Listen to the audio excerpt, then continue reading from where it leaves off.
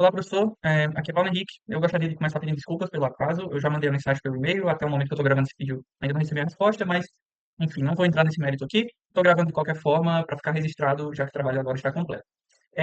Bem, começando com a logística que eu tratei esse trabalho, é um trabalho muito complexo, então eu precisei me organizar, precisei pensar na arquitetura antes de começar a codar, e também precisei dar uma boa refinada no código da segunda unidade. Então, eu dei uma refactorada total aqui, prestando bastante atenção naquele conceito de Solid, de PO, e agora ele está bem mais redondinho e com as pontas amarradas, justamente porque o projeto é muito complexo para ficar trabalhando com um código que estava cheio de gambiarrinhas. Então, agora está bem melhor. Primeira coisa que eu gostaria de mostrar, professor, é esse diagrama que eu fiz aqui. Ele me ajudou muito a pensar na logística que eu ia fazer. Essa coisa de ter cliente e servidor na mesma máquina, no mesmo processo, é um pouco difícil de pensar, porque a gente fica sendo tentado o tempo todo a ficar só instanciando lá o DAO do meu database, mas não é isso que deve ser feito, porque ele deve passar pela compreensão de mensagem.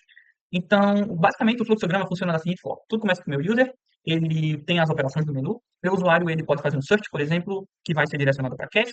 Se ele tiver lá, ele vai dar um hit. Se não tiver lá, ele vai dar um miss e vai passar lá para o lado do meu server.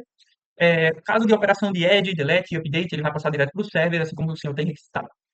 Ao passar direto para o server, o que acontece é que ele vai atingir um message compressor. O message compressor vai enviar a mensagem comprimida para o meu database, para o meu server, e o meu database vai precisar usar um message de compressor para poder entender essa mensagem. Essa mensagem ela vai estar na forma de um request, tá? A gente já vai ver como é que isso está implementado. O request ele volta para o database e o database vai conseguir interpretá-lo para poder fazer alguma coisa com ele. Quando ele executar a instrução, ele vai dar um reply, vai passar pelo compressor de mensagem, o meu cliente vai ter que descomprimir, então eu só cortei o caminho e joguei direto aqui para o mensagem de compressor, e o cliente ele vai jogar de volta para o meu usuário e para a minha cache, né, dependendo da operação. Por que ele joga de volta para a cache? Né, para atualizar ela, caso tenha dado um miss lá no search, ou para atualizar ela, caso tenha sido uma operação de update, de delete, que de repente vai estar na cache aquela ordem de serviço, e aí ele precisa remover também. Beleza, mas isso aí a gente já vinha vendo acontecendo, a única diferença é que a estrutura agora é outra, né? Que agora a gente tem um heap. Bem, tendo em vista isso aqui, vamos dar uma olhada como é que isso é implementado no código, né? Eu separei em dois packages, no client e no server. O client, ele tem essa classe principal, cliente.java, que a grande função dela é gerenciar o cache. Então, ela encapsula todas as operações de cache e ela também é responsável por receber tudo em forma de mensagem. Então, ninguém faz a referenciação direta do getServe, do getOrder, do updateOrder. Tudo é feito através de uma mensagem, certo? Esse é o único método que é usado lá fora. Essa mensagem ela vai vir comprimida, eu vou descomprimir pegando a ordem de serviço, vou descomprimir pegando a instrução e vou fazer alguma coisa com ela, dependendo do que veio de instrução. Bem, ele é a única que instancia a cache, tá? A cache do heap, no caso. Eu fiz o heap da cache, aliás. Eu fiz dois heaps, tá, professor? Eu fiz um heap para a cache e um heap para o Huffman, porque eu preferi especializar os heaps do que tentar fazer um generics que cumpre as duas funções. Eu achei que eu perdi um pouco do raciocínio com isso.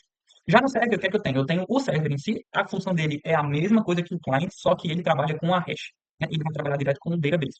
Mas é a mesma coisa, ele recebe tudo em forma de mensagem e ele vê o que é que ele vai fazer. A grande diferença é que minha mensagem pode chegar através de uma ordem ou pode chegar através de um código. O que isso quer dizer? Por exemplo, nas operações de insert, eu envio logo a ordem instanciada. Mas nas operações de select, eu não tenho o objeto da ordem, eu só tenho o código. Então, eu preciso especializar essa função para saber tratar com o código, né? O meu messenger é genérico o suficiente para poder aceitar tanto uma ordem de serviço chegando para ele, como um código chegando para ele, tá? Então eu tenho os dois construtores, que ele recebe uma ordem ou o construtor que ele recebe um código.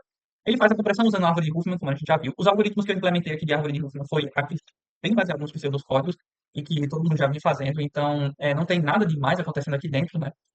Eu vou focar mais nessa estrutura mesmo de como tudo está organizado, que foi a parte que realmente eu tive que pensar do zero. Beleza, a ideia é que ele simplesmente faz aqui uma concatenação, quando você tem a criação da mensagem, de todas as informações que ele precisa, e você tem o log, né, dizendo que ele foi concatenado, a gente vai ver isso acontecendo. E aqui ele tem o get, ele vai ser a descompressão, né? Então faz a descompressão, ele faz o passe da data, ele dá o split das coisas para construir o objeto no final. E aí, beleza. É, Depois disso aqui, é bom a gente dar uma olhada aqui no ordem de serviços dado. Esse é o cara que ele une todo mundo, tá? Então é aqui que existe a instanciação do server e do client. O que, é que ele vai fazer? Quando ele for criado, ele vai configurar o contador, vai configurar as ocupações, etc.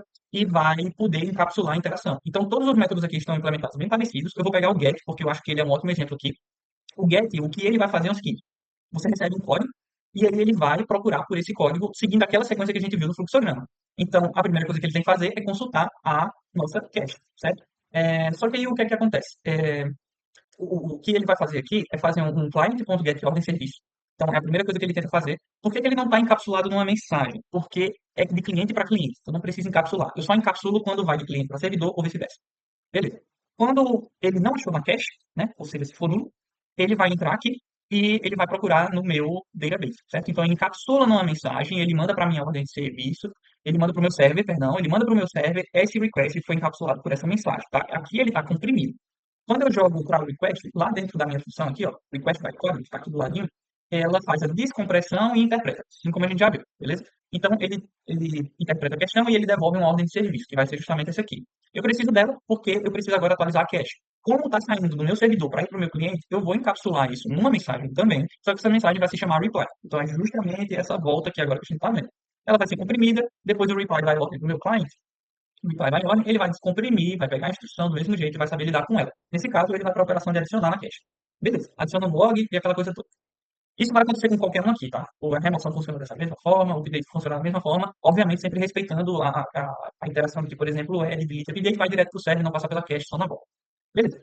Tendo isso em vista, agora dá para a gente dar uma olhada em como é que está a parte do KNP, né, que foi o algoritmo que eu decidi usar para fazer a busca. O KNP, ele está implementado aqui, daquele mesmo jeito que a gente já viu em aula, só que eu fiz algumas modificações para que ele me retorne logo uma lista de índices das linhas onde ele achou o padrão. Então é esse o grande retorno dele, né? Todo o resto é privado, a única função que eu tenho pública aqui, estática, é essa aqui, que vai me retornar, no fim das contas, uma lista de inteiros. Certo? Então, ele é usado aqui dentro do meu controller, já que ele fica a nível de cliente, né? O log fica a nível de cliente, não tem nada no servidor de log. Poderia ter, mas eu preferi deixar assim mesmo. É, e aqui o que é que acontece? Ele tem a operação aqui buscar log. O meu buscar log, ele vai chamar o meu KMP, procurar pela palavra que a pessoa pesquisou, pelo pattern, né? E depois ele vai listar todas as linhas que o meu KMP achou. Tá? A gente vai ver isso acontecendo também. Beleza, então essas são as grandes novidades. O resto está igual, não tem para que eu ficar passando nos detalhes dos algoritmos que a gente viu em sala também, o senhor já conhece bem a implementação delas.